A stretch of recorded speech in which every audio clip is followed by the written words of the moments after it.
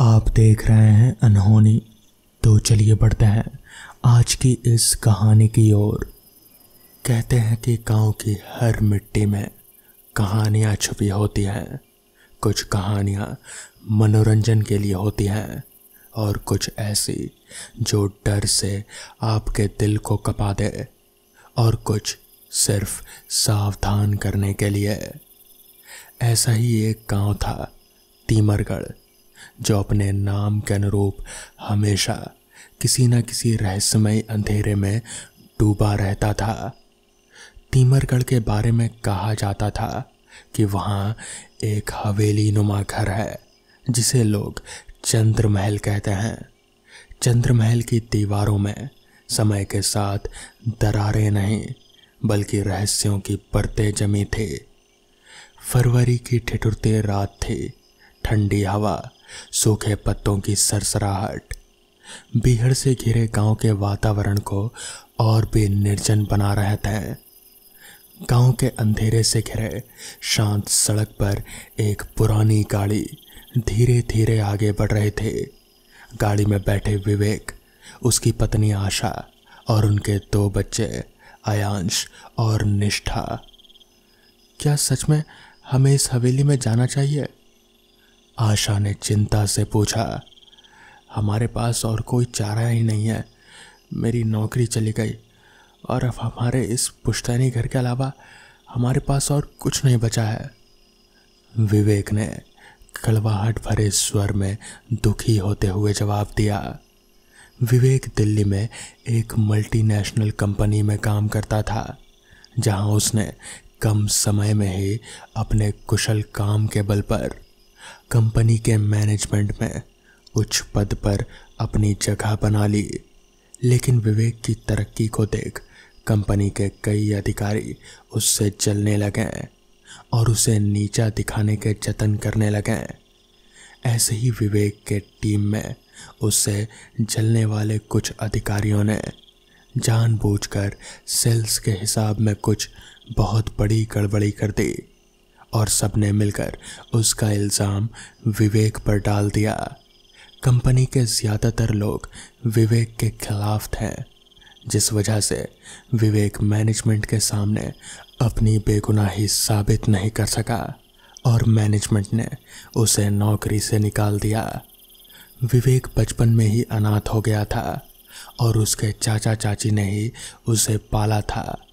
विवेक के चाचा चाची उसे पसंद नहीं करते थे। वो तो बस गांव के उसके पुश्तैनी ज़मीन और हवेली के लालच में ही उसे पाल रहे थे। विवेक कॉलेज के दिनों से आशा से प्यार करता था और नौकरी मिलते ही उसने आशा से ही शादी कर ली। विवेक के चाचा चाची शादी से नाराज़ थे, जिस वजह से विवेक अब अपने कंपनी के द्वारा दिए गए मकान में रहने लगा था। नौकरी चली जाने के बाद ना तो उसके पास दिल्ली में कोई घर बचा और ना ही कोई ठिकाना। इसलिए मजबूरी में उसने अपने पुश्तैनी गांव लौटने की सोची। गाड़ी जैसे ही हवेली के मेन फाटक के पास रुकी, एक अजीब सी ठंडक उनके बदन में दौड़ गई। हवेली के विशाल लोहे के गेट पर जंग लगे थे, लेकिन उसकी विशालता अब भी डरावनी थी। निष्ठा ने खिड़की से झांकते हुए पूछा, पापा, ये कौन देख रहा है? विवेक ने चौंक कर इधर उधर देखा, लेकिन कोई नहीं था। कुछ नहीं बेटा, तुम्हारा वहम है, उसने कहा। लेकिन आशा ने भी महसूस किया कि कोई उनके पीछे पीछे आ रहा था। जैसे ही गाड़ी हवेली के अंदर दाखिल हुई, हवेली का गेट अपने आप ही जोर से आवाज़ करता हुआ बंद हो गया। हवेली के गेट को ऐसे बंद होता देख सभी के मन में दहशत भर गई। आशा के मन में यही विचार आ रहा था कि इस बीहड़ से घिरे हुए घर में निर्जन हवेली और उसका परिवार कैसे रह पाएगा। उसे ये हवेली बहुत ही डरावनी और रहस्यमय नजर आ रही थी। उसका बस मन कर रहा था कि वो अभी अपने परिवार को लेकर यहाँ से निकल ले। हवेली के अंदर कदम रखते ही विवेक और उसके परिवार को एक भारी सा एहसास हुआ, जैसे हवा में कोई अनजानी शक्ति तैर रही हो। विशाल कमरों में दीवारों पर पुरानी पेंटिंग्स थे, जिन पर धूल की मोटी परत चढ़ी हुई थी। पेंटिंग में चेहरे इतने वास्तविक थे कि आशा ने महसूस किया कि जैसे वो उन्हें ही घूर रहे हों, जैसे कह रहे हों कि चले जाओ यहाँ से, वरना अंजाम अच्छा नहीं होगा। हवेली काफ़ी समय से बंद पड़ी थी और गांव से कुछ दूर होने और जंगल से घिरे होने के कारण इस ओर कोई आता जाता भी नहीं था। इसलिए हवेली में चारों ओर गंदगी का अंबार लगा था। इस जगह की सफाई करनी पड़ेगी, आशा ने कहा, लेकिन उसकी आवाज़ भी मानो चारों तरफ गूंज कर खो गई। आयांश और निष्ठा सीढ़ियों के पास पहुंच गए। मुझे यहाँ खेलने में मज़ा आएगा, आयांश ने उत्साह से कहा। आयांश बेटा ऊपर मत जाओ, आशा ने उसे चेतावनी दी। हवेली के वातावरण को देख उसका दिल बहुत घबरा रहा था। उसी समय विवेक ने एक कोने में रखे पुराने संदूक को देखा। उसने धीरे धीरे उसे खोला। अंदर सिर्फ धूल और एक पुरानी चाबी थी। विवेक उस चाबी को हाथ में लेकर उसके बारे में सोच रहा था कि तभी निष्ठा के कानों में एक डरावनी आवाज़ सुनाई पड़ी। आओ मुझे खोलो। निष्ठा ने अचानक अपनी माँ का दामन खींचा। मम्मी कोई मेरा नाम ले रहा है। आशा ने उसके माथे पर हाथ रखा। कुछ नहीं बेटा, तुम्हें थकान हो गई है इसलिए ऐसा लग रहा है। लेकिन उसके चेहरे पर चिंता की लकीरें गहरी हो गईं। विवेक और आशा ने मिलकर नीचे के 2 कमरों की सफाई की। एक कमरे में अपना और दूसरे में बच्चों का सामान रख दिया। फिर सबने मिलकर साथ रास्ते में ढाबे से लाए हुए खाने के पैकेट को खोला और साथ मिलकर भोजन किया। सुबह जाकर देखता हूँ और कोई मजदूर ढूंढ कर लाता हूँ हवेली की सफाई के लिए, विवेक ने आशा से खाना खाते हुए कहा। हाँ, इस हवेली की हालत तो बहुत ही ख़राब है और गंदगी की वजह से ये और भी ज़्यादा डरावनी लग रही है। सफाई के बाद शायद कुछ रहने लायक हो जाए, क्योंकि अब तो यही है हमारे पास। आशा के चेहरे पर निराशा के भाव थे।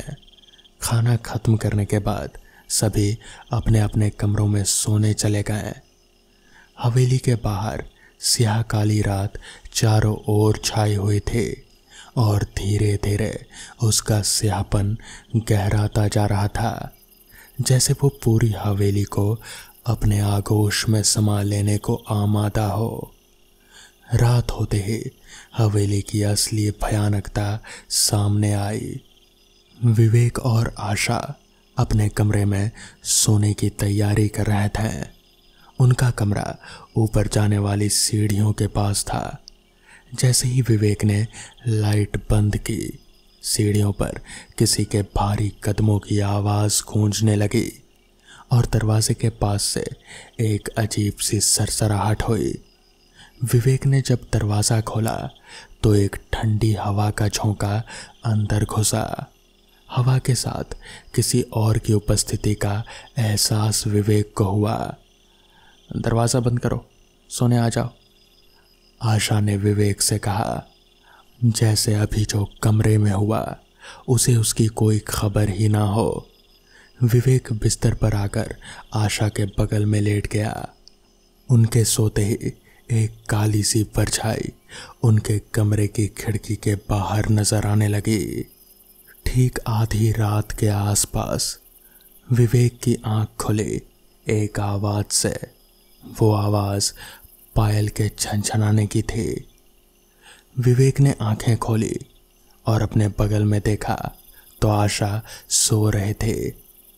विवेक बिस्तर पर उठा और फिर नीचे उतरकर उस आवाज़ की ओर बढ़ने लगा।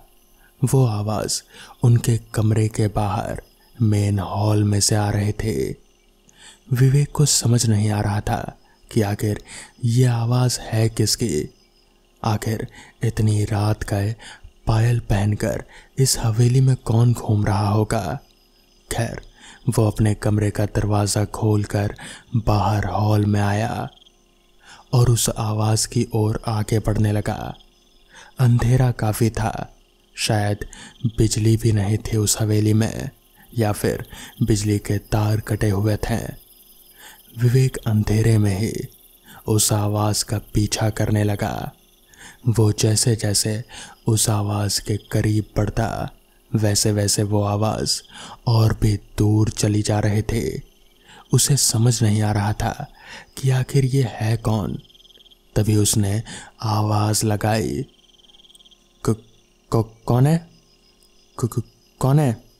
मगर वो आवाज़ अभी भी आए जा रहे थे। खैर, विवेक अपने तेज कदमों के साथ अब उस आवाज़ की ओर बढ़ने लगा। उसे ऐसा लगा कि जैसे वो आवाज़ अब उसके करीब से ही आ रही हो। वो चलते चलते सीढ़ियों से ऊपर दूसरी मंजिल पर गया। उस हवेली में कई सारे कमरे थे। उन्हीं में से एक कमरों में से शायद आवाज़ आ रहे थे। वो चलते चलते आवाज़ का जायजा लेते लेते एक कमरे के बाहर रुका। उस कमरे के दरवाजे पर ताला लगा था और उस पर बहुत सारा धागा बंधा हुआ था, जैसे किसी ने पूजा पाठ किया हो। खैर, विवेक उस कमरे की खिड़की से, जो कि थोड़ी सी खुली हुई थी, उससे अंदर झांकने लगा। तो विवेक ने जो अंदर देखा वो देखकर उसके होश उड़ गए। उसने देखा कि वहाँ पर एक लड़की है जो कि पैरों में पुश्तैनी पायल, जो कि बहुत ही मोटे मोटे घुंघरू वाले पायल होते हैं, वो पहनकर पूरे कमरे में नाच रही है, जैसे कि नृत्य कर रही हो। विवेक ये सब देखकर बहुत ज़्यादा घबरा गया। उसे समझ नहीं आ रहा था कि ये लड़की है कौन और यहाँ इस बंद कमरे में क्या कर रही है। मगर तभी उस लड़की का चेहरा विवेक की ओर घूमा और विवेक उसका चेहरा देखकर एकदम से पीछे की ओर हो गया, क्योंकि उस लड़की का चेहरा बहुत ही ज़्यादा डरावना था। उसका गला आधा कटा हुआ था और कटकर कंधे की तरफ लटका पड़ा था। ये नज़ारा देखकर तो विवेक के पैर हाथ जैसे थरथराने लगे। उसे कुछ समझ नहीं आ रहा था कि ये क्या भला है, मगर वो इतना समझ गया था कि ये हवेली कोई मामूली हवेली नहीं है। मगर इतनी रात का वो कुछ कर भी नहीं सकता था। वो चुपचाप दबे कदमों से होते हुए अपने कमरे में वापस आया और पलंग पर जाकर दुबक कर लेट गया। जैसे तैसे सुबह हुई और फिर उसी सुबह विवेक और उसका परिवार, उन्होंने उस हवेली को हमेशा हमेशा के लिए छोड़ दिया। बाद में विवेक को पता चला कि दरअसल वो महल उनके पूर्वजों का हुआ करता था। उन्हीं में से उनके एक पूर्वज राजा समरवीर सिंह थे। वो थोड़े अजीब किस्म के राजा थे, बहुत ही क्रूर, और उनका दिमाग भी कुछ सही नहीं रहता था। एक बार उनके दिमाग में पता नहीं क्या चल रहा था। उनके सामने एक लड़की नृत्य कर रहे थे, पैरों में मोटे मोटे घुंघरू पहनकर। उनके दिमाग में पता नहीं क्या आया। उन्होंने अपना तलवार उठाया और उस लड़की की गर्दन पर चला दिया। उस लड़की की गर्दन आधी कटकर उसके कंधे पर लटक गई और खून का फव्वारा निकल उठा।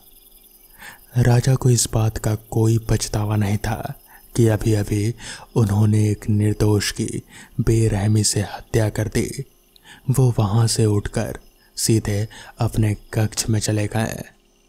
उस दिन के बाद से ही राजा समरवीर सिंह का बुरा दिन जैसे शुरू हो गया।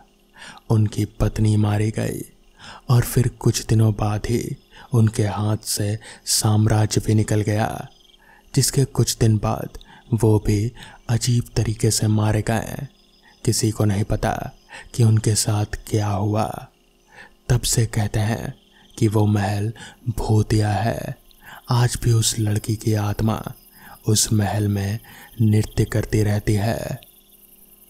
तो दोस्तों, ये थी आज की पहली कहानी। तो चलिए बढ़ते हैं आज की दूसरी कहानी की ओर। 9 जून 1925। मैं अपनी पहचान के बारे में कुछ बता नहीं सकता। बताऊं भी तो क्या, कोई नाम ही नहीं, कोई जानने वाले ही नहीं। जब आंख खोले तो खुद के सर पर एक चोट का निशान पाया और जेब में बस कुछ पैसे थे और पुरानी यादें सब कुछ जैसे मिट चुकी थी। कुछ भी याद नहीं आ रहा था। काफ़ी दिन तक मैंने किसी वैद्य के पास जाकर इलाज करवाया और उसके बाद फिर इधर उधर भटकता रहा। मेरी हालत कोई बढ़िया नहीं थी। खाने के लाले थे, जेब में पैसे भी अब ख़त्म होने को चले थे। भीख मांगने तक की हालत हो चुकी थी। उसी में ही जैसे तैसे गुजारा लेना पड़ रहा था। मेरी हालत पर कुछ लोग मुझे यही कहते थे कि शायद मेरे किसी पाप की वजह से मेरी ऐसी हालत हुई है और हरिद्वार जाने से मेरे पापों का प्रायश्चित हो सकता है। इसी वजह से 1 साल पहले मैं धर्म नगरी हरिद्वार में आया था। मेरे पाप धुले या नहीं ये तो मुझे नहीं मालूम, लेकिन यहाँ आकर मुझे बहुत से साधु लोग मिले। ये साधु लोगों में से बहुत से बूढ़े और कुछ जवान थे। इनका एक दल था जो कि केदारनाथ और बद्रीनाथ जा रहे थे। इन्होंने मुझे देखा और कहा कि मैं भी इनके साथ ही चल पड़ूं। मैंने भी सफ़र का रास्ता चुना और तीर्थ यात्रा करने के लिए निकल पड़ा। उत्तर प्रदेश के पहाड़ी इलाके गढ़वाल में पड़ने वाला ये अति सुंदर शहर आदिकाल से ही अपनी रमणीक नज़रों और शांत वातावरणों के लिए मशहूर रहा है। हम लोग भोलेनाथ का नाम जपते जपते पैदल यात्रा करते रहें। जहाँ रात पड़ती उधर ही पड़ाव डालते हैं। अपने साथ थोड़ा राशन लेकर चलते थे ताकि खाना बनाकर रात को विश्राम कर सकें। हमारे साथ अन्य तीर्थयात्री भी थे जो कि आम लोग थे, कुछ स्त्रियां और कुछ मर्द, ज़्यादातर बूढ़े और कुछ अधेड़ लोग थे, जिनमें से बूढ़े इस वजह से जा रहे थे कि तीर्थ यात्रा के दौरान ही अगर मर जाएं तो वहाँ इस दुख नगरी जगत से छुटकारा पा जाएंगे, और अधेड़ लोग इस तीर्थ यात्रा के सुकून और मौज मस्ती की वजह से जा रहे थे। मुझे याद है एक दिन जब हम रुद्रप्रयाग के सुंदर शहर से गुजर रहे थे तो रास्ते में एक गांव में ठहर गए थे। यहाँ पर उस समय हमने पहली बार एक खास बात पर नज़र डाली। वहाँ के लोगों के चेहरों पर जैसे डर था। हम लोगों ने एक सराय में रात बिताने के लिए चुना, लेकिन सराय का मालिक 14 लोगों को अपने सराय में एक साथ नहीं ठहरा सकता था। इसलिए तय किया गया कि सारे मर्द सराय के बाहर खुले मैदान में सोएंगे और बूढ़े और औरतें अंदर। रात के समय में हम लोगों ने अलाव जलाया और आग तापने लगे। मैंने एक सवाल एक साधु से पूछा, बाबा जी, ये यहाँ के लोगों पर आपने ध्यान दिया? खासकर वो सराय का मालिक, वो बार बार हमें घूर कर देख रहा था। ऐसी क्या बात हुई? तो इस पर साधु बोले, बेटा, ये लोग हमसे नहीं उससे डर रहे हैं जो रात के अंधेरे में निकलता है और बस शिकार करता है। उसे सिर्फ शिकार से ही मतलब है। मुझे उनकी बात कुछ समझ में नहीं आई, इसलिए दोबारा पूछा, मतलब कौन, ऐसा कौन है? तो इस पर साधु ने कहा, वो आदमखोर पिशाच। लोगों का मानना है कि यहाँ पर आदमखोर पिशाच का साया है। वो रात को निकलता है और बस शिकार करता है। उसे सिर्फ खून से मतलब है और इंसानी मांस से। उनके बगल में हाथ सेक रहा जवान साधु बोला, अरे कोई आदमखोर नहीं, बल्कि तेंदुआ होगा। बूढ़ा साधु बड़ी ही शांति से बोला, जो मर्जी कह लो, मगर वो तो साक्षात मौत ही है। कितने असहाय लोगों का खून पीने वाला और मांस का स्वाद चखने वाला एक जीव है वो, एक राक्षस। उसी से ये लोग डरते हैं। जवान साधु ने बूढ़े साधु का चेहरा देखा और उसने फिर खिसियाई हुई एक हंसी में एक दुत्कार भरी आवाज निकाली, जिसे सुनकर किसी को भी लगता कि वो बूढ़े साधु का मन मजाक बना रहा था। बूढ़ा साधु इससे थोड़ा चिढ़ गया और बोला, जब सामने आ जाएगा ना तो यह हंसी उड़ जाएगी तुम्हारे चेहरे पर और खिक्की बन जाएगी। जानते हो वो कितना खूंखार और चालाक है। दरवाजे खोल देता है, घर की खिड़कियों पर खून के धब्बे लगाता है। तुम नहीं जानते, हो भी सकता है कि यह आदमखोर वाली बात सच हो। मैं नहीं कहता कि मैं मानता हूँ, मगर मैं इसे धुतकारता भी नहीं हूँ। युवा साधु जो कि अभी तक खिखिया रहा था, उसके जवान खून ने उबाल मारा। जवान तो था ही, बुढ़ापे का ज्यादा रोब वैसे भी जवानी सहन नहीं कर सकती। उसने बूढ़े के सामने गुस्से के मारे अपना त्रिशूल जमीन पर गाड़ दिया और बोला, अरे ताऊ, अगर कोई तेंदुआ या आदमखोर जो भी है वो अगर आया ना तो इसी त्रिशूल से उसके टुकड़े कर दूंगा। अब ये तो मालूम नहीं कि जवान साधु किस प्रकार की शक्ति का स्वामी था, लेकिन एक बात थी कि उसके दावे में जैसे बड़ा चमत्कारी प्रभाव था। सभी मर्दों ने चैन की सांस ली और जल्दी से आग के पास ही दुबक कर सो गए। लेकिन अगले दिन जागते ही सभी ने एक खौफनाक नज़ारा देखा। सभी मर्द तो वहीं पर थे, लेकिन जवान साधु कहीं भी दिखाई नहीं दे रहा था। हमने उधर खून के निशान देखे, जिसके पीछे पीछे जाने पर हमें उसका आधा खाया हुआ शरीर नजर आया, जिसके सर के पास ही उसका त्रिशूल गड़ा था। लोगों ने अनेक तरह की बातें बनाई। बहुत से लोग डर गए और वापस भी चले गए, मगर हम कुछ साधु लोग, हम लोग जैसे तैसे केदारनाथ तक पहुँचे और फिर वहाँ मेरे साथ एक बहुत ही अजीब घटना घटी।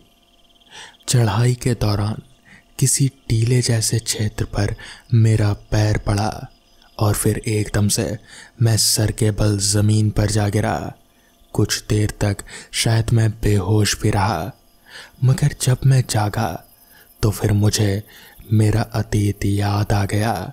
मेरा नाम देवराज यादव था और मैं उत्तर प्रदेश का ही रहने वाला था। घर पर बीवी और एक 5 साल का बेटा भी था। मुझे सब कुछ जैसे याद आ चुका था। मैंने भोलेनाथ का शुक्रिया अदा किया और फिर तीर्थ यात्रा पूरी करके मैं वापस अपने घर पहुंच गया। अपनी पत्नी और बच्चे से मिलकर मुझे बहुत खुशी हुई।